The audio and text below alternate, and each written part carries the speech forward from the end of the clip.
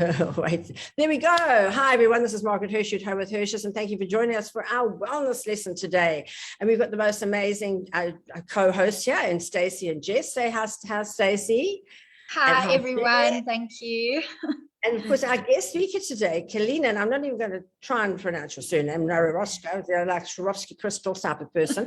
But anyway, I was there, Kalina, well done and thank you for coming in on this public holiday to talk to us. And I know we're going live on Facebook now, so we'll have lots of people listening as well. Just remember, girls, to put all your information in, and I'll stop saying girls because I had a lot of men in last time as well. Put your information in the chat, tell us about you and who you are and what you do, because we can all help each other to help enhance society. And yes, so there we go. So Stacey and Jess have a fabulous business called Connectable Life, and we connect people with other people who can help them along in their life. So this is what we do. So Kalina, come in. I don't want to introduce you. Come in and tell us a bit about yourself, what you've done, and Glenda, do you want to introduce Kalina? You've got a whole bio there, or you're just going to let Kalina introduce yourself, Kalina. It's going to be fine. You're going to do a better job, I'm sure, than all of us put together. Jess has got her bio. Jess or Stace? Oh, yes, you've got your bio. Okay. I'll happily introduce Kalina, if you don't mind. Kalina. Hi, everybody. Thanks so much for joining us, and we hope that you had a beautiful Christmas. I think we're at that time of the year where everybody starts assessing and reflecting back on the year that's been and planning for the year that is to be. So we generally start hopefully focusing on ourselves a little bit, what we would like to do differently or change in terms of our personal development. And so Kalina is the perfect guest to have with us this morning because she is a master life coach with a master's in clinical psychology. Her special interests include overall well-being and positive psychology. And it's Kalina's joy to support her clients' personal development through positive choices for change.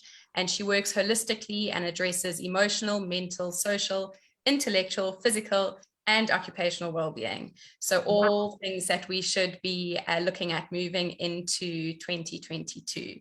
So thanks so much, Kalina. Over to you. Thanks, Jess, for that wonderful introduction. So yes, that's pretty much what I focus on and what I do. I have a passion for working with people and helping them basically get what they want out of life and to pursue the things that make our souls happy. So I just want to touch on like the different facets of well-being. So we get our emotional well-being. That's how we regulate our emotions, how we adapt to change, and how we basically cope with the adversities that we have in life. In terms of our intellectual well-being, that's how we stimulate our mind, how we learn, how we gather knowledge, how we progress. And then in terms of our social well-being, that focuses on our relationships and teaching us how to have boundaries, how to be assertive, how to have meaningful connections with other people in our lives and to value those, because essentially the relationships that we have with others is what brings us meaning and fulfills our lives. Then in terms of our basically all those different areas of well-being, our occupational well-being, that's basically our career, our work, the things that drive us and give us passion in life. And it's very important, I think, to have a meaningful connection with what we do in terms of our jobs, because we spend most of our lives working, right?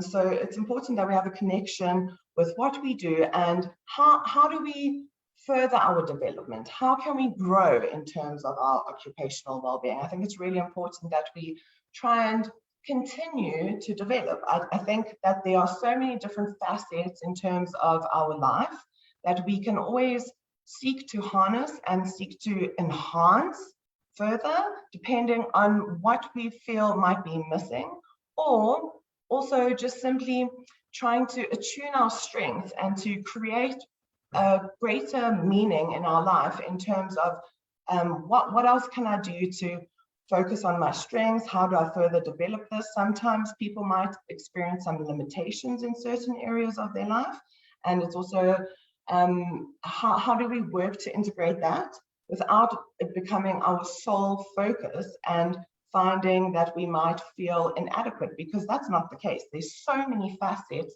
to who we are, and we have so many different strengths. And I think people also need to remember that, you know, everyone's an individual, and we all have different aspects of ourselves that we can seek to enhance, seek to further develop, and not everyone is the same. So I think it's that's what one of my passions is showing people the essence of who they are and showing them what is inherently already in them, in order for them to see that they actually have these incredible qualities that they can seek to harness further and perhaps integrate into other areas of their life. So that's the kind of work that I like to do. And earlier we were discussing before we went live, how does one become a life coach? Essentially, anyone can be a life coach, unfortunately, but it's, who's the quality? Yeah. Who has the experience? Who has some background? So as Jess mentioned, I do have a master's in clinical psychology. So I've been in the field of human behavior for over 13 years now. And I think what might differentiate classical psychology to life coaching is that we don't try and treat problems. We don't try and treat illness. We seek to enhance the individual as they are. And we want to help them reach their goals. And we help our clients pursue their goals in the most adaptive way. And that includes giving advice. Whereas in classical psych, it's not our responsibility to give advice. It's in psychology, we try to teach our clients how to have insight and come to their own conclusions from reflecting on their lives and their discussions. Whereas with life coaching, you essentially get all the data, all the information about your client, and you tell them, okay, so this is your strength, this is an area that you want to work on. How do we pursue those goals? How do we get you to where you want to be? And we do give concrete, solid advice of, okay, this is the program. So for example, say a client is interested in perhaps changing a career. So what I would advise my client then would be research different areas or occupations that you might be interested in. And don't limit yourself. Explore the different options. Then seek to understand what you need to do in order to get to where you want to be, and perhaps sign up for courses or sign up for a degree. So it's about having concrete plans and steps that you can take in order to get where you want to be. And that also, but obviously because of my psych background, I think that one of my favorite things is helping clients overcome any emotional challenges that they might be facing, as well as teaching them how to overcome any cognitive distortions they might have had, any preconditioning due to family history, where we might be having very limiting thoughts about ourselves, for example, and teaching my clients how to change their narrative in order to see themselves as a capable individual that is resilient because they've already overcome so many things in the past. I mean, they're here right now. So it's important to show my clients the inherent strength that is there. And then we work on where would you like to develop more? What can we enhance further to make you happy? Yeah. So many times I work with people and I can see them going down the wrong road, and they're just going down this wrong road, which they've been down so many times before, and they can't see it. One of my friends just married her fourth husband for the second time. And, you want to say, don't do this. And one of our mutual friends said to her, don't do this. And now they're no longer friends. So it's quite a difficult situation when you see a person going completely what you think is down the wrong path, but to them, it's the right path. How do you sort of turn them around and say, I don't think this is the way you've done this before. It didn't work, you know. I don't think it's the way to go. Or do you just let them go and say, listen, you carry on. And when you hit the wall at the end, then, you know, I'll be here to pick up the pieces. So I think in terms of, you know, relationships and watching our friends perhaps make not the best decisions for themselves in that respect, I think it can be quite challenging.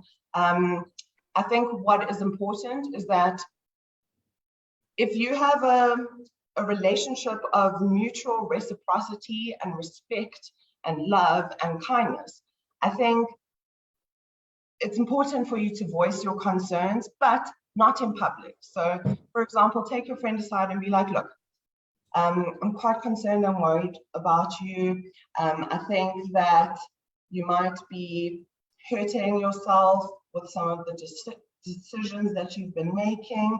And this comes from a place of love, and I value you as a person. And I'm not trying to criticize you or hurt you. I just want you to know that I'm concerned about you. So when we come from a place of love, it opens the door to a conversation, and people will get defensive. It happens. You know, we try to protect ourselves. It's a survival instinct. But it's important for us to voice our concerns about our friends and our loved ones, and also, you know, be open to hearing criticism from our friends and loved ones in order to develop ourselves further. It is a very challenging conversation to have, but I think if you come from a place of love and there's a mutual reciprocity in our relationship, its foundation is about love, caring, respect, and I think assertiveness is also a really important aspect of healthy relationships. I think as women, we tend to not be assertive. We tend to hang back and wait for things to happen. You know, we tend to wait for people to tell us things, and then we either become defensive or we say, no, I don't think I'm going to want that. So I think as friends, and I'm the type of friend who tells you, you know, your crown is crooked and I straighten it for you and everything. And you know, so I do tell people things. Glenda's my friend who tells me when I do things wrong as well. And I respect her for that, and she respects me. And I think it's really good to have a friend like that who you can have a really good conversation with, say, this just doesn't suit you, that dress does not suit you, you know, don't wear it, or that my lipstick is the wrong color completely. But you know, I think it's important to have friends like that, because I've had so many friends now over Christmas who haven't had anyone to share things with. We've got so many acquaintances, but how many true friends have you got, you know? And I think that's, especially now with people being spread all over the world. I mean, one of my best friends is in America, one's in Portugal, one's in England, one's in they're all over in Australia. One of my best friends is in Australia. So, you know, we can communicate, but it's not the same as having a buddy that you can, you know, go and have a chat to. And I think it's important for women to make those relationships, especially as you get older, because as we get older, husbands do die off, and you know, they do run off with floozies and things like that. So I think it's really important to have a really good girlfriend that you can share things with. What do you think about that? And girls sometimes don't trust each other with, you know, really serious things. Exactly. And I think that, you know, again, our relationships, it's not just about our intimate partner relationships. It's not just about family. It's about nurturing healthy relationships in our lives. And friendship is a really important aspect of that, because as you said, there might be someone, you know, there might be circumstances or situations where you can't necessarily speak to your partner about, you know, some of the challenges you're facing, because the challenges are about your partner, and you don't necessarily want to instantly go into that conversation and get them on the defensive. You might be seeking different perspectives, or, you know, different advice or different suggestions, trying to basically reflect on, okay, how can I deal with this situation? What are your views on this? Am I being unrealistic? Am I being dramatic? Or am I actually, you know, viewing it for what it is? And I think that with friendships, it's about sort of being able to offload and also hear what their feedback is, in order for you to make a decision for yourself ultimately, because we can't, you know, blame other people for the choices that we make and the decisions that we make. but I think it's helpful to hear other people's perspectives on different situations, because then you might have a clearer view, or it also might help you step back a bit and see, oh, I didn't think about it from that point of view. So I think that having friends, but quality friends, where mutual respect, where there are still boundaries, where it's reciprocity, it's give and take, because that's also very important. Healthy relationships are not one-sided. It's important that you aren't constantly offloading and burdening. There's those friends who tell you that, oh gosh, here we go again. Now, that's, especially women partnerships like Stacey and Jess now you girls are going to tell us, how do you cope with that sort of a reciprocity in your relationship? Because it's hard for two women to have a really good relationship and start a business together, and it involves money and all sorts of things. How do you work that out? Stacey, do you want to start? We just said right from the start that we have to be honest with each other and be very firm in our hat wearing, work is work, personal is personal. We do have to catch ourselves sometimes and actually remind ourselves of our personal lives, because, you get so caught up in the work conversations because that always seems more important at the time. So we do have to make more space for the more personal conversations about our families and our personal lives outside of the work. But I think in terms of creating that relationship so that there isn't any animosity or whatever it is, we just said from the offset, honesty, say what you feel, it's not personal. And I think both of us can do that and have been able to do that. So I think the one thing we could be better at is incorporating more of the personal, because that's where we started, but we are also in the real grind stage of the business. So I think that's where we are right that now. It's a lot of hard work in the beginning. It took me 40 years to become an overnight success. So exactly. And like everyone wants to be an overnight. No, I was just going to say, I was listening to the chat about friendships and relationships and having these conversations, and do you have the conversation or not? And I think a lot of it depends on where that person is at in their journey of personal development, seeing as though we're talking about personal development. If that person has, for me personally, personal development begins with self-awareness. And then once you have that self-awareness, you can move on to your self-esteem. And then once you have that self-esteem, you're now in a place to, develop yourself personally in that stage of self-development. And I think if somebody hasn't started the journey of personal growth, they will be defensive, they will be anti-criticism, they will be, closed off to those conversations, because I think once you put yourself in the phase of I'm a work in progress, you kind of open up the space for vulnerability. And it's in that space that you have your biggest learnings and that you're open to these discussions. And I think you also close off the idea of perfectionism. We kind of have this tendency to want everything to look perfect and be perfect. And my relationship is perfect. That's why I'm going to marry him and everything's good. And,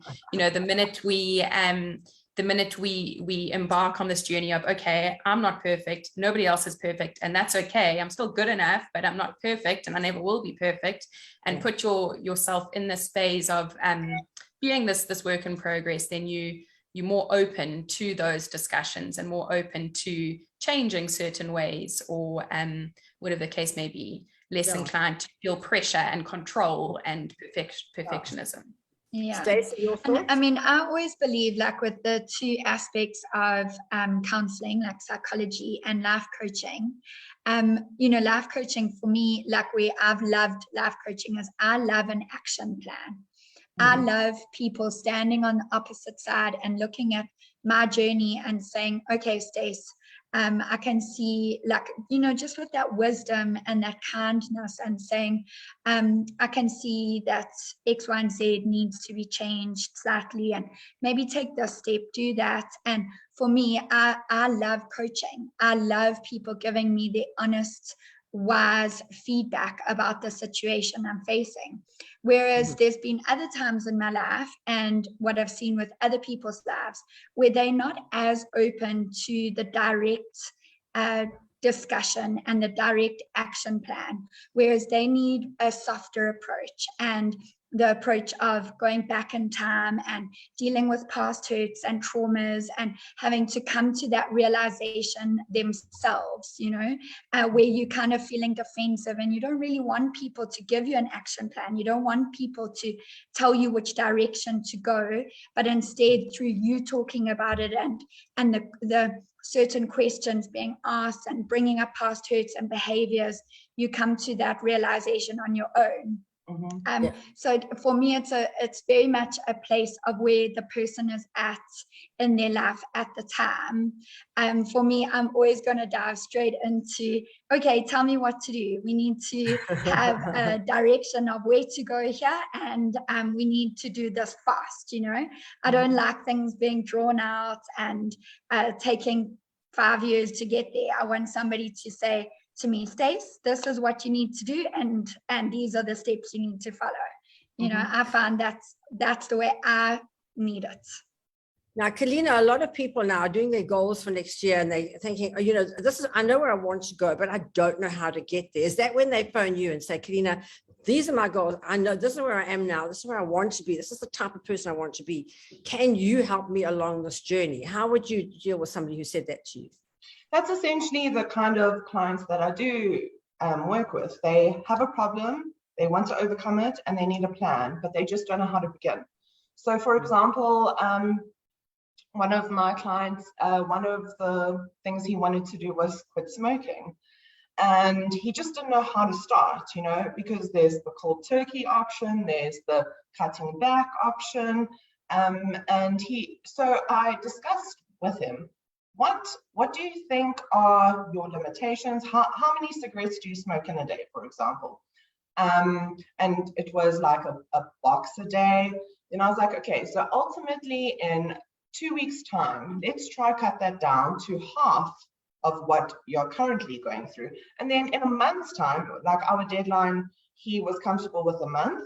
So we did the slowly tapering off approach, but with a specific number in mind. So you have 10 cigarettes and best you make those last for the day. So you figure out, what are my triggers? When do I generally tend to have a cigarette, for example? So it's usually after meals. At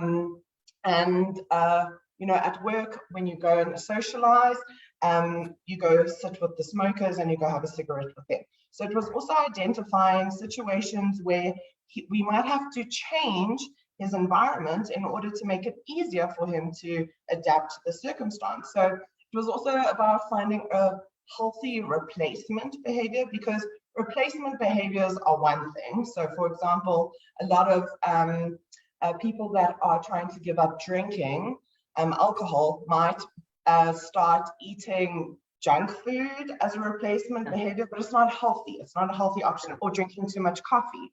So we're trying to find a healthy replacement behavior. So for us, we discussed chewing gum, and then also making sure that when he had his breaks during work, he wouldn't necessarily go outside to have a cigarette. He would go either for a walk, or he would go into the canteen, where he would sit with someone inside. So trying to find ways to address and cope with the challenges that are inevitably going to come into play when you're trying to change a bad behavior or a bad habit.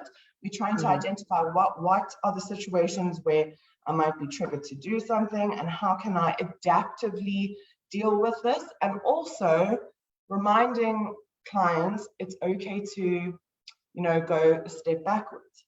If for example you fall off the wagon and you end up having 12 cigarettes in that day, or smoking a whole box because it was particularly stressful, you're not a failure. We can overcome this, and you can try again tomorrow, and you start again tomorrow. It's so important that people realize that we might have all these fantastic plans, and we might have think it's foolproof and everything. We've addressed everything that might create challenges for us, but we're ultimately human, and life throws challenges at us all the time. And it's about how do we bounce back and not kick ourselves while we're down. I think that's really important, is that we, in the journey of personal development, sometimes there will be setbacks and we might, experience adversity and we might not think that we're good enough at times. And I think it's important that people realize you're only human and these are perfectly normal thoughts and experiences to have. But ultimately, remember, you can always work towards your goals at the end of the day, even if you've got to have those goals and they've got to be clear cut. Now we've got a lady who's written in and she said, I really need an action plan and someone to walk my journey with me. I just walked out of an abusive marriage. I need the courage to stay away because it's always so convenient to run back. I need the courage to stay away. I need to stay strong and focused as I'm building my own brand, which is fairly new. So she's going out, she's got her own brand, she's doing incredibly well. And I always say financial freedom is the greatest thing for any woman. She can get out of any abusive marriage or anything. You don't ever have to go back, and you just got to know you've got to do it on your own. But it's hard to do it on your own when you've had a partner who's been there, even if he has been abusive, he's been there, and you can sort of bounce things off him. But now he's gone, you're on your own, and it's a tough world out there. How do you stay on your own? How do you stay strong when you need, you think, I'll just go back to him, and then you go back and the whole cycle starts over again. So this time I'm not going to do it. Eladia, you say, this time I'm doing it on my own. You know you can do it. She's a strong girl. I know her.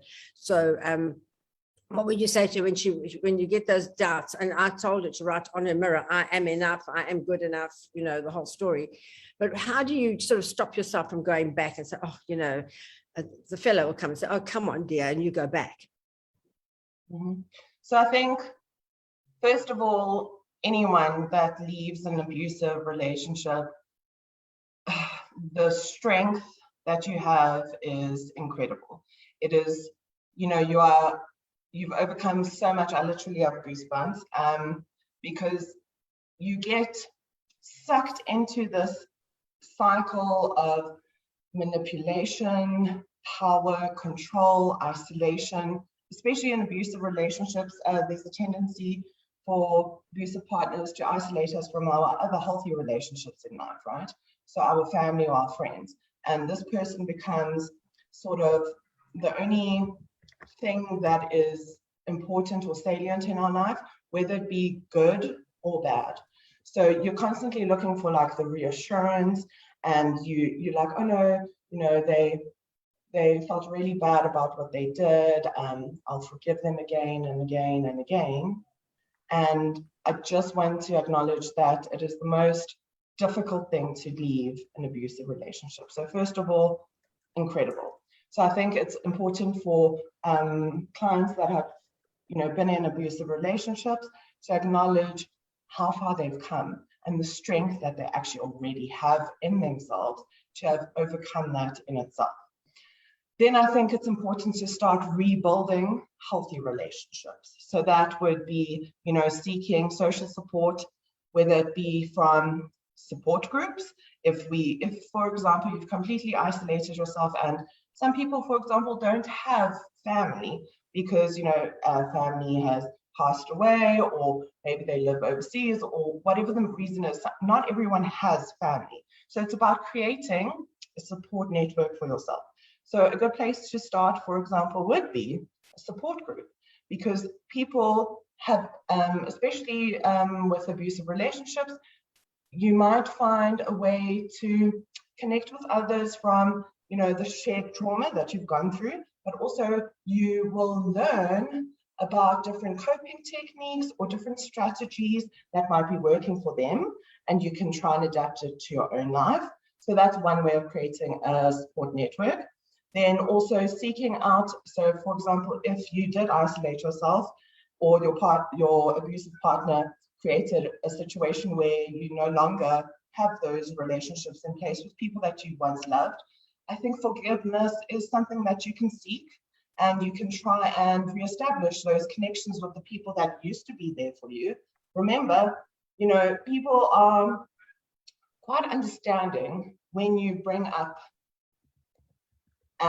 difficulties that you've had, and when you're vulnerable. When you open yourself up to being vulnerable, people appreciate that honesty. So I think having a discussion with people that you might have been isolated from, you could re-establish those relationships and acknowledge what you did in terms of, I'm sorry, I was so wrapped up in what was happening to me. I didn't see that it was bad for me. And I would like, and I would appreciate if you would point it out in the future, if you start seeing me, withdraw from healthy relationships, or you start seeing any warning signs, red flags, for example. I think it's about creating what we discussed earlier, is that honesty, that mutual connection, but also coming from a place of love and acknowledging what we might have done in our past, but also remembering abusive relationships are very complex. And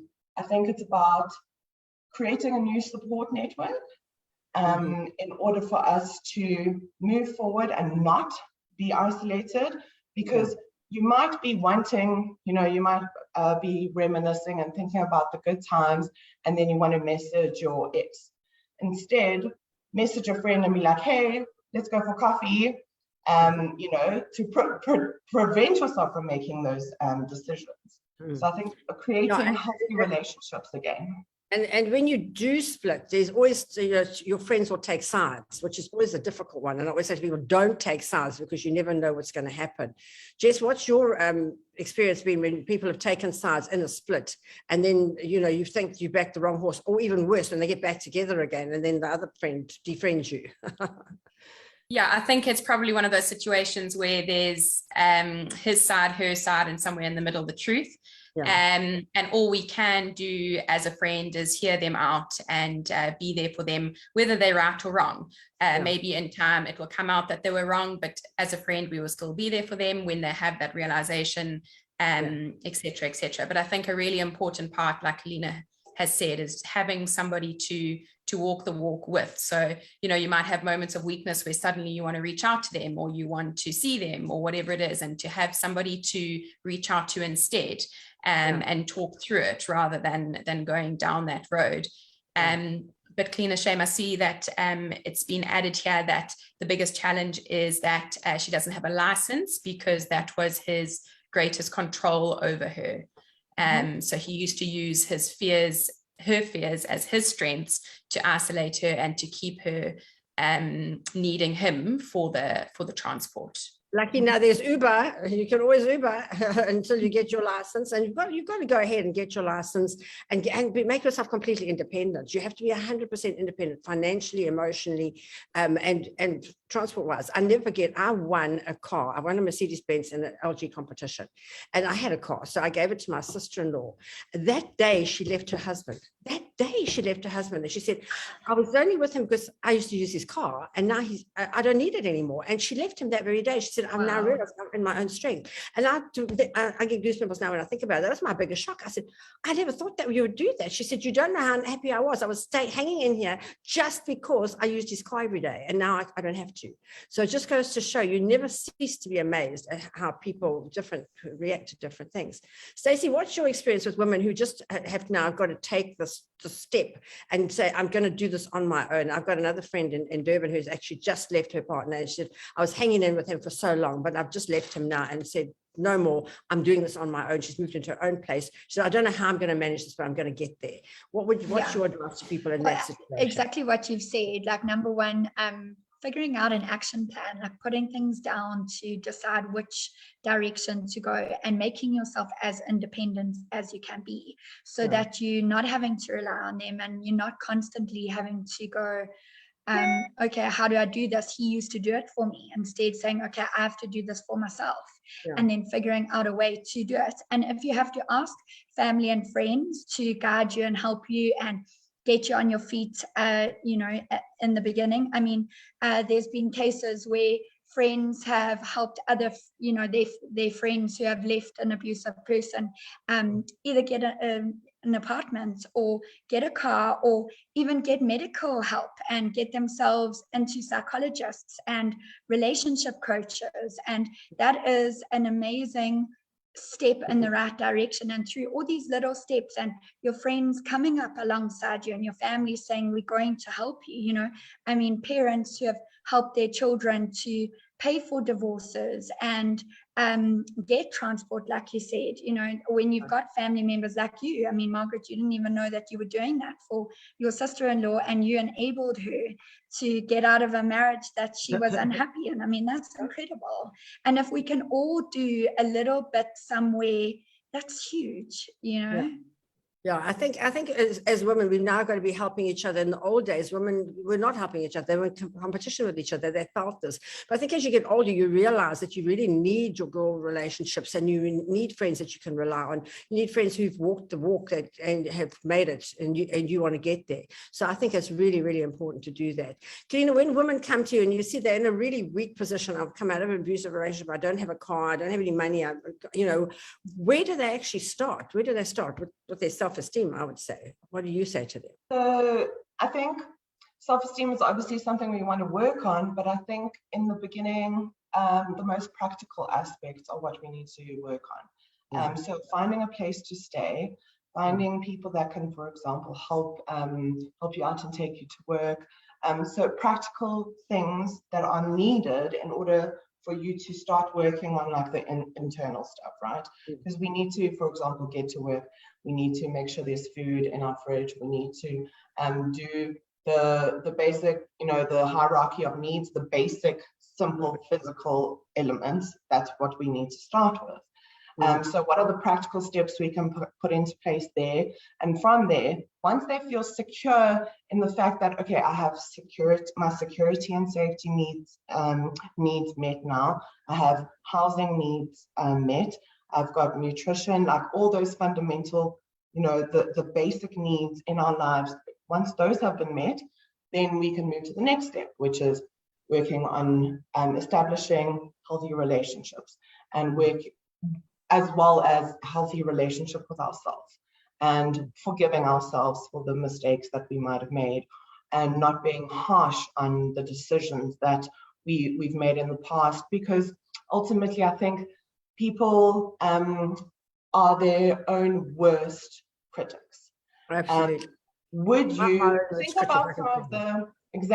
about some of the shocking things you might think about yourself? Would you ever say those things to your best friend? Never. Exactly. So whenever you find yourself, you know, I'm not good enough, I'm worthless, imagine telling your best friend those thoughts, and you'll literally be like, I wouldn't say that to my best friend. Why am I being so harsh on myself? Treat yourself with the kind of tender love and care that you would a best friend or a younger child, for example. So you need to catch yourself in those negative thoughts and negative cycles and stop them in their tracks and acknowledge that I don't need to be my own worst critic. Look how far I've come. Let me be gentle and kind to myself. Let me do what I can to repair my relationship with myself. Let me acknowledge how far I've come, and like you just need to appreciate yourself, essentially. So treat yourself with the love and kindness that you would your best friend or a young child, for example. And that's where we can start repairing our self-esteem and start changing the way that we speak to ourselves or think to ourselves, in order for us to get to a point where we give ourselves the strength and where we believe that I can do anything. If I can believe in myself, I can do anything. So I think it's about getting your fundamental physical needs met first, and then teaching yourself how to have a healthy relationship with yourself.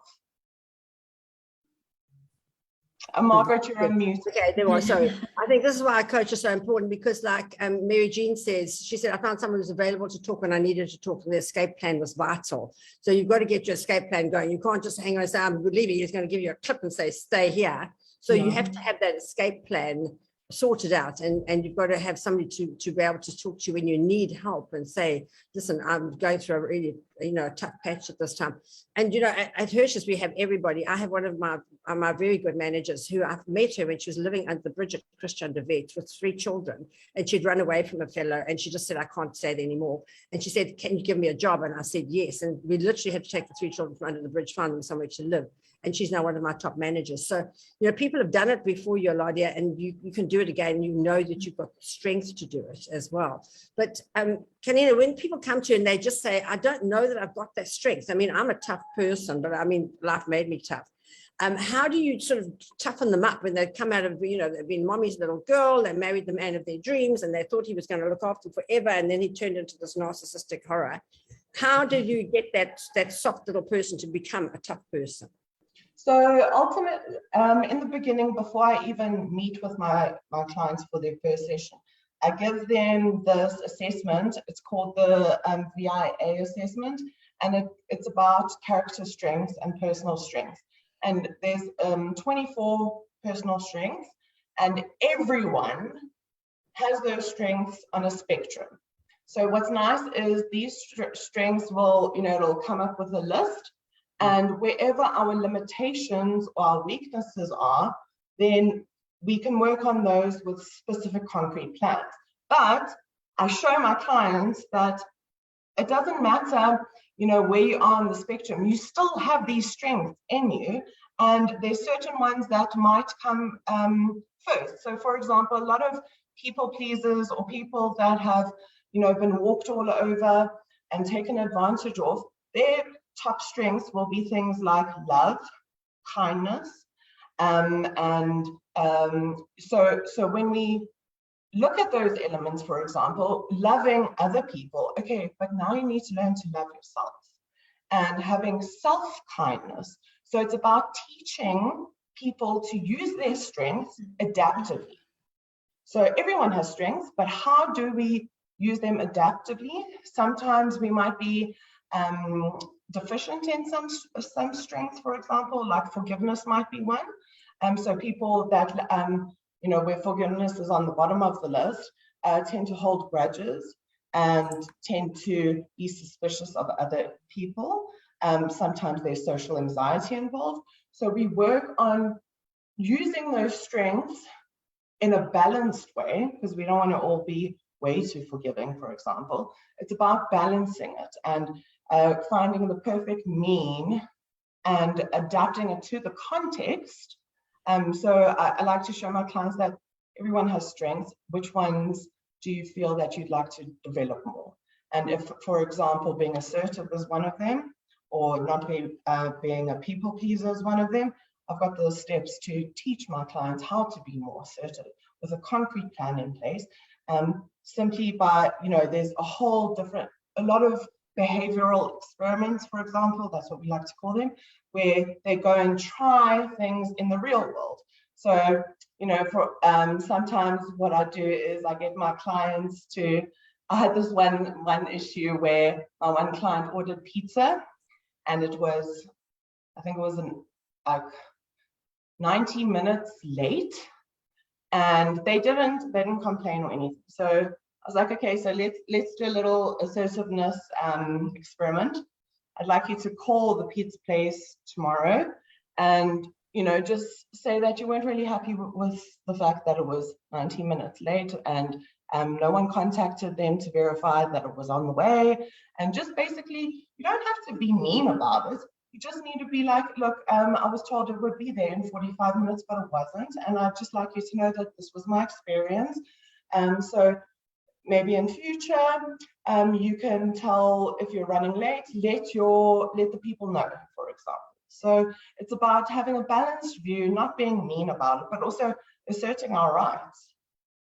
So it's there's various strategies to become more assertive, and we basically try little behavioral experiments, and we see that it's not the end of the world when we stick up for ourselves. So a lot of women don't like to stick up. They don't like to stick up for themselves, because we're taught to be sweet and nice and kind. We were all little girls, we were sweet and nice and kind. Everybody wanted us to be that way. Then it's quite hard to start having to stick up for yourself when you've been sweet and nice and kind all your life, and you start to do it and people say, hey, what happened to you, So how do you do that transition? So I think it's about creating that belief in yourself. So initially, sometimes it's really hard for people to believe that they're good enough and that they are exceptional people and that they have lots of strengths and skills. So sometimes what I do as a baseline is look at the strengths that I've identified in my client and get them to do the positive affirmations. So at least 10 affirmations in one, like you look in the mirror and you say, I am resilient. I am resilient. Eventually, after a couple of weeks, you may not believe it when you're saying it, but that rewiring your brain by saying it to yourself, you start to believe that you are resilient and you start to believe you are good enough. So sometimes, for example, my clients that might be a little bit socially anxious, what I like to get them to do will be like, I enjoy social interactions. I enjoy social interactions. So it's basically tricking yourself initially into believing that you are competent in a certain area of your life. And with practice, but you have to do it every day, at least. So I like to get my clients to do it in the morning and at night, because in the morning, it's about uplifting yourself and giving yourself that motivation and that strength. And then at night, it's about, leaving yourself with that sense of relief and belief. And then like getting your brain to absorb it while you're sleeping, essentially.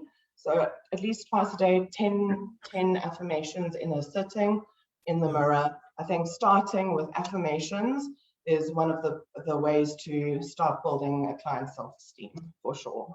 Yeah, and it all boils down to self-esteem and self-confidence, that you've got the confidence to go out and do it on your own. And you may make mistakes along the way, but you just have to keep going forward in the direction of your dreams. Stacey, what's your thought on that? How do you build people up when they really haven't got the inner strength when you meet them? Yeah, and I mean, what Kalina said is spot on. It's about those positive, and they're really nice apps as well that can give you some positive affirmations every day. So if you download one of those apps, like if you just struggle to think of positive things to say about yourself, and then you make sure that you say those every day, and ones that truly hit home, write them down and speak that into your life on a consistent basis. Because, there's a little saying, like, you don't need to believe all the thoughts you think. And we have these automatic negative thoughts, otherwise known as ants, and they just pop up into our head. But so often, because that thought is there, we believe it, and we don't have to believe it. We can say to that thought, no, I don't know where you've come from, but you are not real, and I'm not useless, and I'm not lazy, and I work hard. You can speak back to those negative thoughts and replace it with a positive thought. But we actually need to physically take hold of our thinking. So many people don't think about their thinking. They just let their thoughts run rampant. They ruminate on their negative thoughts, and it leads them down a spiral of negativity. And it often takes other people with them, and it ruins relationships. So to be able to speak to those negative thoughts and rewire your brain, like you were saying earlier, Kalina, rewire those thoughts with positive thoughts. Take them, throw them away. If it's something that's been built up, go to a friend, go to a life coach, go to somebody and say, this is the thought pattern that has been going on in my life. What do you think? Do you think it is true? Can you see that about me? And 99% of the time, the other person will say, no, that is not you at all. I don't know why those thoughts have, such a claim in your head, but that is not the person we know. When you ask somebody, they often say, that's not the person we know. And that's it. It's about rewiring it. Yeah, so absolutely. Speaking about the automatic negative thoughts, just one strategy that I think, anyone who's listening at the moment, they can use. It's quite funny, and it's amazing how it works. So sometimes we'll have like a negative thought. So one of the strategies that I use with clients is to think about a character that you find really amusing, and imagine that character saying that negative thing to you. So for example, what I used to do was in Harry Potter, there's Professor Dolores Umbridge. She has this pink, like always wearing head to toe pink, and she's got this like high pitched voice, and she is an awful human being. And when I would have like a negative thought, like I'm not good enough or whatever, I would imagine her saying it to me.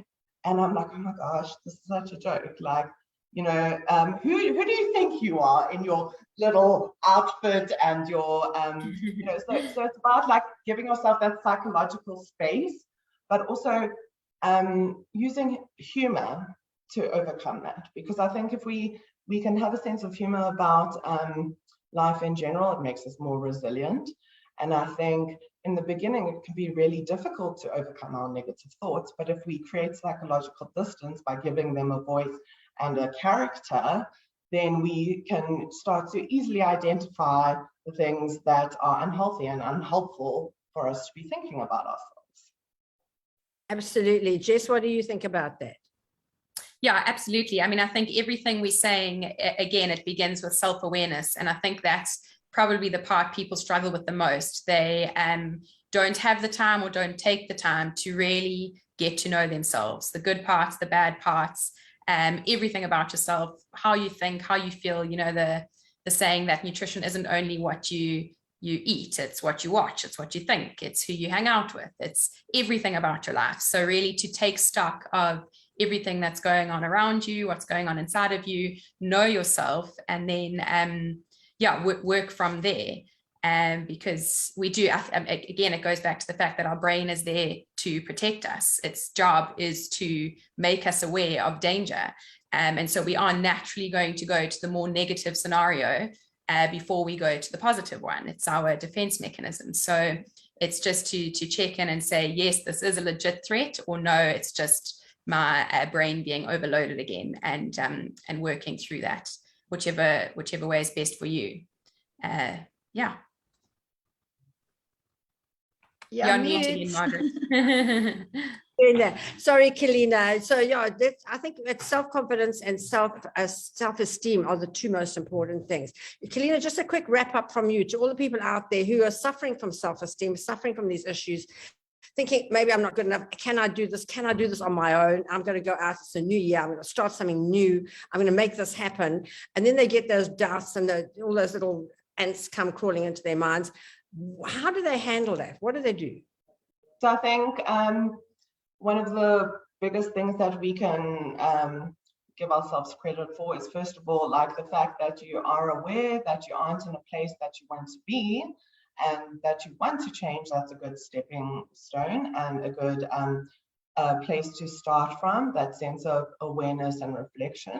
So acknowledging that in itself. Then also basically not teaching yourself to be kind to yourself. So acknowledging the things that you have done, acknowledging those negative thoughts, starting to build that sense of self-awareness so that you can also start to flip the script and give yourself the positive affirmations that you need, the new positive mindset, new positive self-talk, believing that, you know, basically creating the belief in yourself. And it's small steps. There's little things that you can do along the way. And also reminding people that it's okay to not feel great all the time. Like, it's only human, you know? So I think just remembering that it's okay not to feel amazing, and not, when we're having a bad moment, not to make it a bad day, you know? Acknowledging that right now things aren't great. Let me go make a cup of tea and take a step back, and not getting sucked into that negative cycle. Acknowledging it, stepping back, and carrying on with life, essentially, and doing whatever it is that we need to do to get to where we want to be. Yeah, and I think let me say, I'm not used to this stuff. So I think also anchoring, which is where you anchor yourself in a happy place. So if something has turned your day upside down and you're going to be having a bad day, find something that makes you happy and think about that, ponder on that. I'm a great believer in meditation. I'm really hoping this year to go and do a meditation course in India so that I can get into the deeper levels of meditation. So I think a lot of people haven't even started with meditating yet, and it's definitely the way to go. And of course, you can Google all of that. And I think as women, we need to be making making new friends. I do it all the time. I invite 6 girls out for dinner, and we go for lunch or somewhere, and we go out and we just get together and we chat. And I met the most amazing people like that. And it really has worked. We started our WOW group, which is as ladies who are in business that we meet with once a month. We started our women in business group. And I think everybody on here who's watching should start their own group of people that they like and just invite them to come in and have a group. And it's so easy to start on now on Zoom, because you can invite people that you really like. You know, when I first started my WOW group, I invited Dawn Lindbergh, I invited Edith Fenter, people that I looked up to and I thought they were really, really nice people that I would never mix with socially ever. I invited them into my group and they became really, really important in my group. And I think there was a lot of women. We've got to start doing that, because with COVID, we've split ourselves. We don't have coffee with our friends anymore. We don't go out socially as much as we used to. So we've got to keep those relationships alive during this time. And I think it's really quite difficult to do that. So that's what I think. Jess, a quick wrap up from you. Yes, definitely. Thanks, Margaret. As I said, I think for me, personal development is knowing yourself, loving yourself, and then growing yourself. I think if we know ourselves, it makes life a lot easier to navigate. If we love ourselves, it makes it a lot easier to set boundaries, to live by your values, to set those goals. And if we do those things, life is generally going to be a lot less stressful. And then, of course, if we love ourselves, we're going to generally live a life of joy and fulfillment. So I think the difficult part is starting and knowing how to start and where to start. And that's where something like a coach or a counselor or a friend or a group, whatever it may be that works for you, to start really getting to know yourself and start that journey of personal development. There's no better time than now, but a lot of people like to use the start of a new year. So make 2022 for you. And just start, just do it, jump in. Oh, Stacey, a wrap up from you. I don't think I can actually say any more. You guys have nailed it on the head. It's all about self-development, self-love, and learning to love yourself. Decide that 2022 is going to be a year that you get to know yourself and you get to put yourself first and love yourself. Like, stop putting everybody else first and put yourself first for a change, because that naturally everything else will flow from that. Absolutely. And you can't pour from an empty cup. So you have to get yourself right. Exactly. I'm going to ask Shane to put my little wheel on the chat now as well, and just see, that's the wheel that I go with. It starts with health and fitness. You've got to be healthy. If you're not healthy, oh my God, your health is definitely your wealth. You've got to have a lot of gratitude in your life. You have to have a life vision. You see the 1 to 10 there. So I'm going to put this on my Facebook page, and you can draw your wheel, health and fitness. How healthy and fit are you? Are you a 3 or a 10 or whatever? How grateful are you for what you've got in your life, and your life vision? Have you got a vision for your life? Do you know where you're going in 2022? A lot of people, why do most people not reach their goals? Because they don't know what they are. You have to have it really out there and looking at it. Your career, is your career just a job, or are you building a career? Your financial life, how financially free are you? And if you're financially free, you have a lot of worries taken away from you, believe me. Your social life, have you got friends that you can call on when you need them? Parenting, how good a parent are you? Your love relationship, where is that on a scale from 1 to 10? That does go up and down, so we can see that bit.